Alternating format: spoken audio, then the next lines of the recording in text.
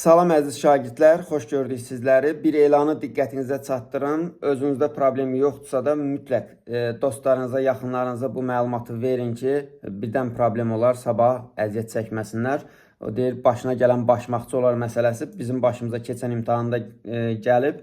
Uşaqlarımızdan biri qeydiyyatdan keçməmişdi və imtahana buraxılmadı. Yəni, deməyim odur ki, imtahanın qeydiyyat tarixi 8 iyun tarixi.